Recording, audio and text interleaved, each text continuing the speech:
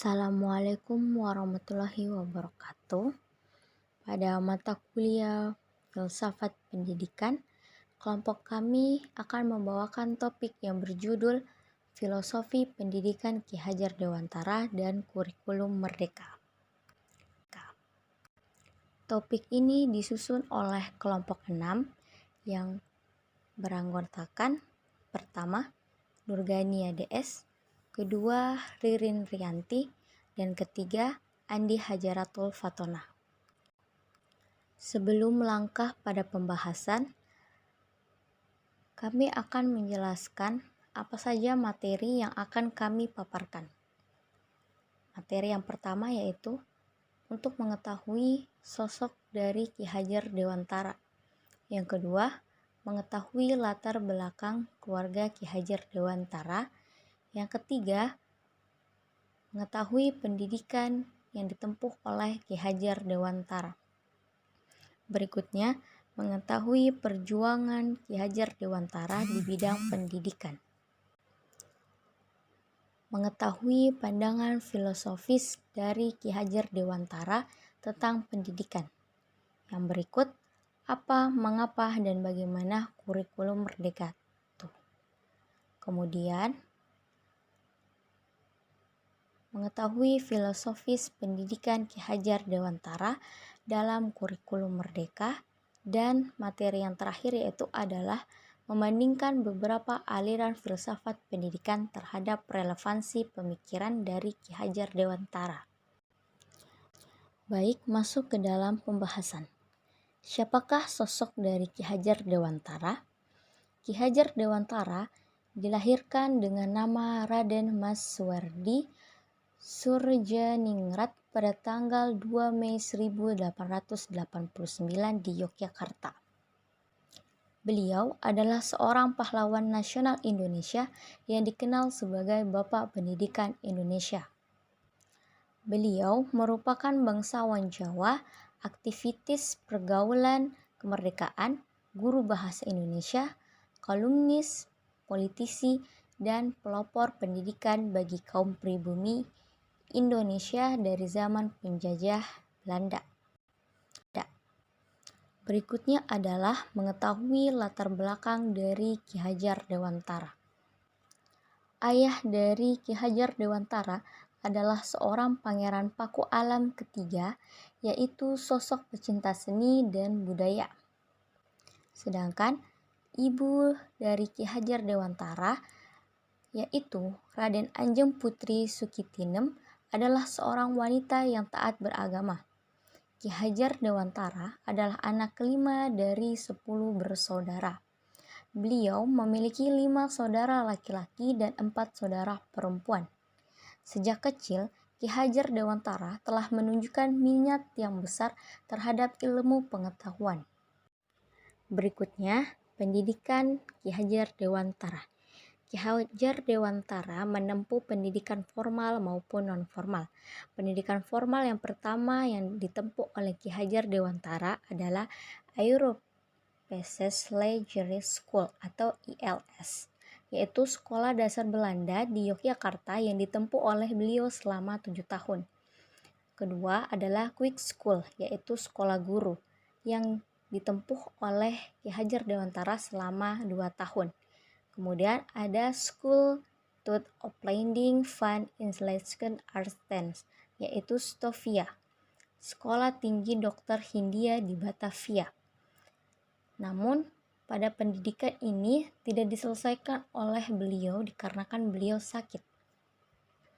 Lalu pada pendidikan non-formal yaitu belajar mandiri dan pengalaman organisasi. Pada pembelajaran mandiri, Ki Hajar Dewantara rajin membaca buku dan karya sastra, baik dari dalam maupun dari luar negeri. Ki Hajar Dewantara juga mempelajari bagaimana ilmu filsafat, sejarah, dan budaya. Selain itu, Ki Hajar Dewantara juga aktif berinteraksi dengan tokoh-tokoh pendidikan seperti Montessori dan Froebel. Sedangkan pada Bagian organisasi, Ki Hajar Dewantara aktif dalam berbagai organisasi kebangsaan seperti Budi Utomo, Perhimpunan Indonesia, dan organisasi-organisasi lainnya. Perjuangan Ki Hajar Dewantara di bidang pendidikan. Yang pertama, pada tahun 1922, Ki Hajar Dewantara mendirikan sebuah taman siswa, sebuah lembaga pendidikan yang menjadi cikal bakal pendidikan nasional di Indonesia. Taman siswa didirikan sebagai wujud perlawanan terhadap sistem pendidikan kolonial Belanda yang dianggap diskriminatif dan tidak sesuai dengan kebutuhan rakyat Indonesia. Yang kedua, Ki Hajar Dewantara juga mencetuskan Pancadharma Pendidikan. Isi dari Pancadharma Pendidikan yang dicetuskan oleh Ki Hajar Dewantara yang pertama berisi tentang kodrat alam, yaitu pendidikan harus sesuai dengan kodrat alam manusia. Yang kedua tentang kemanusiaan, yaitu pendidikan harus memanusiakan manusia. Yang ketiga berisi tentang kebangsaan, yang dimana pendidikan harus menumbuhkan jiwa nasionalisme. Yang keempat, kemasyarakatan. Pendidikan harus mempersiapkan peserta didik untuk hidup di masyarakat. Dan yang terakhir, kemerdekaan. Pendidikan harus membebaskan peserta didik dari penjajahan dan keterbelakangan. Yang ketiga, Ki Hajar Dewantara juga aktif dalam menulis artikel dan jurnal tentang pendidikan di berbagai media massa. Karyanya ini membahas tentang berbagai topik seperti filosofi pendidikan, metode pembelajaran, dan peran guru. Yang keempat, mendirikan organisasi pendidikan. Ki Hajar Dewantara juga banyak mendirikan organisasi pendidikan, di antaranya Perguruan Taman Siswa, Kuek School Taman Siswa, Perguruan Tinggi Taman Siswa, dan Persatuan Guru Hindia Belanda. Yang kelima, Ki Hajar Dewantara adalah seseorang yang mencetuskan Hari Pendidikan Nasional, itu diperingati pada tanggal 2 Mei. Hari Pendidikan Nasional dianggap sebagai momen untuk refleksi dan evaluasi terhadap kemajuan pendidikan di Indonesia. Yang keenam, memperjuangkan pendidikan gratis dan wajib belajar. Ki Hajar Dewantara meyakini bahwa pendidikan adalah hak setiap manusia dan kunci kemajuan bangsa. Ia memperjuangkan pendidikan gratis dan wajib belajar untuk semua anak bangsa tanpa memandang status sosial, ekonomi, agama, maupun gender. Upaya ini bertujuan untuk meningkatkan akses terhadap pendidikan dan memerangi buta huruf. Yang ketujuh, mendorong pendidikan untuk perempuan. Ki Hajar Dewantara meyakini bahwa perempuan memiliki hak yang sama untuk mendapatkan pendidikan. Ia mendirikan sekolah khusus perempuan dan mendorong partisipasi perempuan dalam pendidikan.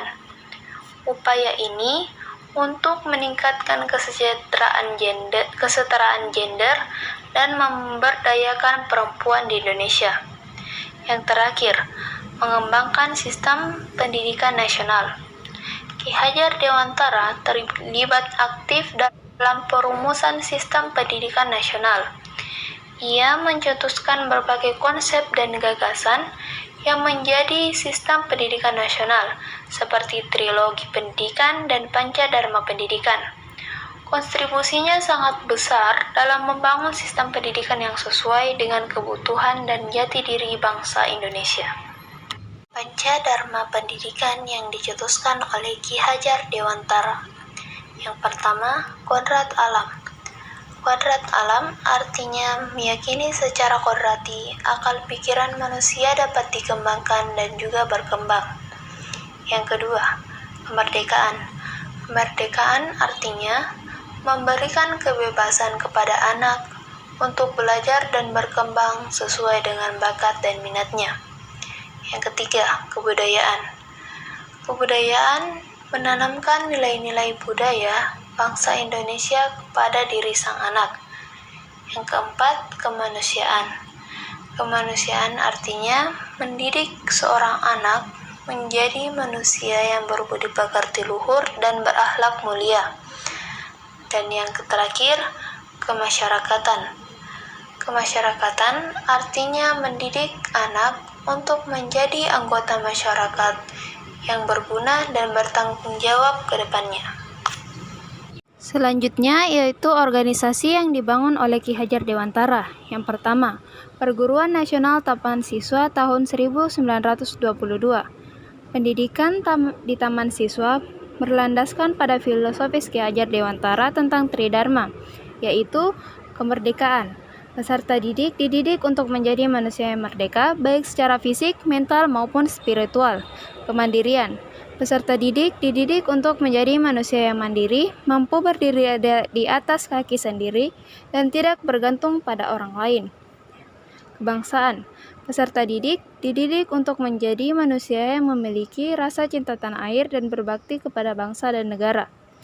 Yang kedua, Perhimpunan Pendidikan dan Pengajaran Indonesia atau P3I tahun 1922. Yang ketiga, Kongres Pemuda Kedua tahun 1928.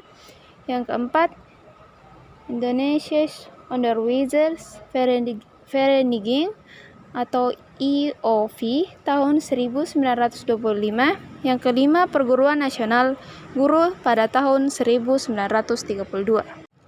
Pandangan filosofis Ki Hajar Dewantara tentang pendidikan. Menurut pandangan Ki Hajar Dewantara, pendidikan itu berpusat pada peserta didik, di mana pendidikan menekankan sebuah kemandirian, holistik, kenyamanan, dan berkelanjutan. Menurut Ki Hajar Dewantara, seorang pendidik harus dapat mendorong peserta didiknya agar dapat mengembangkan kemandirian dan mampu untuk menciptakan lingkungan belajarnya sendiri. Peserta didik juga dituntut untuk menciptakan dan mengembangkan sikap karya, cipta, dan rasa pada dirinya.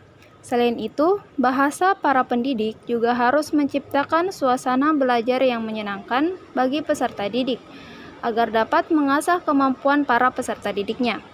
Yang terakhir, menurut Ki Hajar Dewantara, pendidikan itu dituntut secara berkelanjutan, yang artinya pendidikan tidak hanya berakhir di sekolah saja, melainkan hal itu dituntut sepanjang hayat.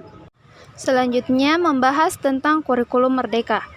Yang pertama, apa sih itu kurikulum merdeka?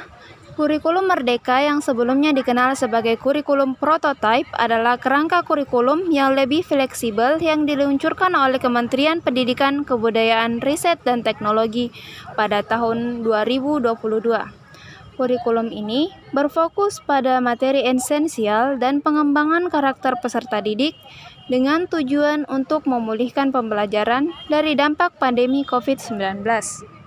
Selanjutnya, mengapa kurikulum merdeka itu bisa ada? Kurikulum merdeka harus ada karena ia memberikan keleluasan kepada pendidik untuk menciptakan pembelajaran berkualitas yang sesuai dengan kebutuhan dan lingkungan belajar peserta didik.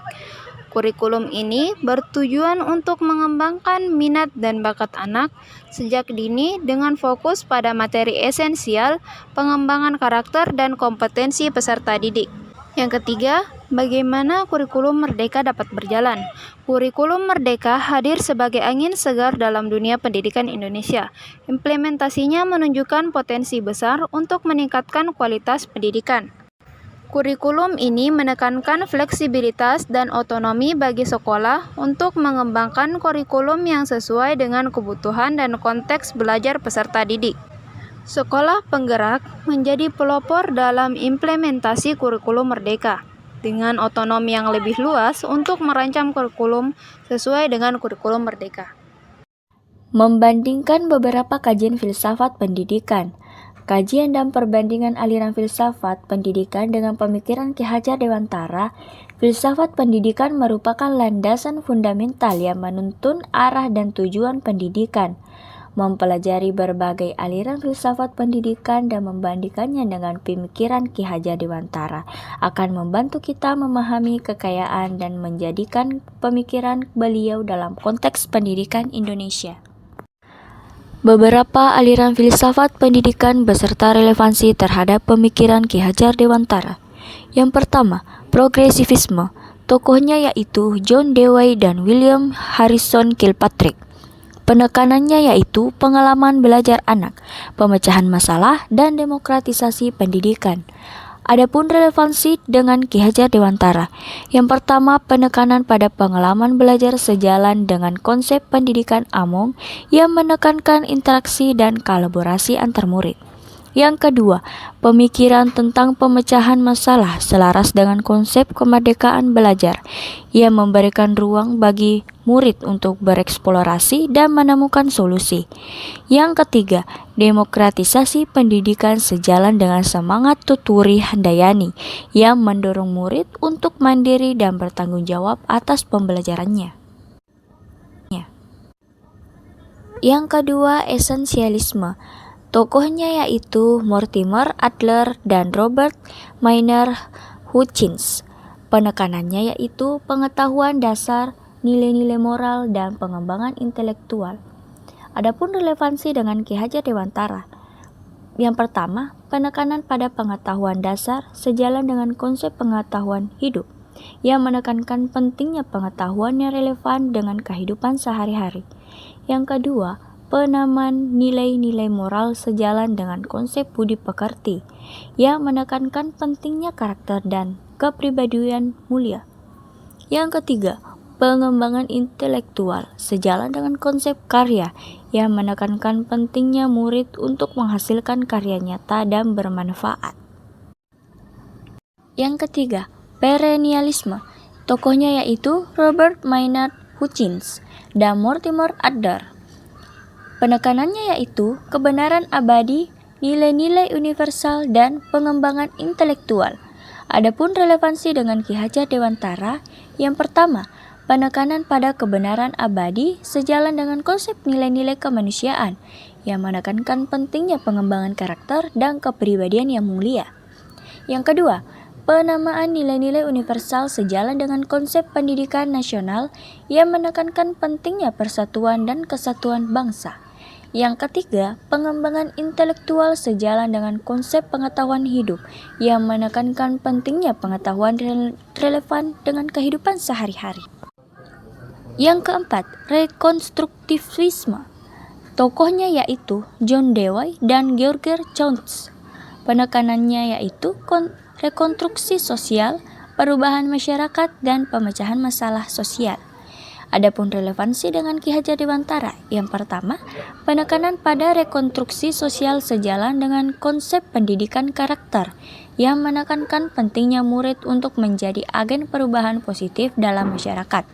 Yang kedua, pemikiran tentang perubahan masyarakat sejalan dengan konsep pendidikan nasional yang menekankan pentingnya pendidikan untuk membangun bangsa yang maju dan sejahtera.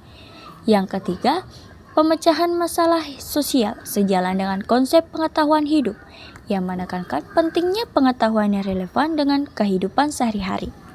Dan yang terakhir yaitu konstruktivisme. Tokohnya yaitu Lev Vygotsky dan Jean Piaget. Penekanannya yaitu konstruksi pengetahuan secara aktif oleh murid, pembelajaran berpusat pada murid, dan kolaborasi. Adapun relevansi dengan Ki Hajar Dewantara yaitu penekanan pada konstruksi pengetahuan secara aktif oleh murid sejalan dengan konsep kemerdekaan belajar yang memberikan ruang bagi murid untuk bereksplorasi dan menemukan pengetahuan baru. Pembelajaran berpusat pada murid sejalan dengan konsep pendidikan Among yang menekankan interaksi dan kolaborasi antara murid.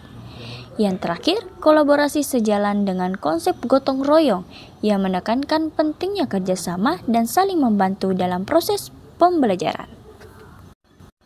Nah, secara keseluruhan, pemikiran Ki Hajar Dewantara menunjukkan sintesis yang kreatif dari berbagai aliran filsafat pendidikan.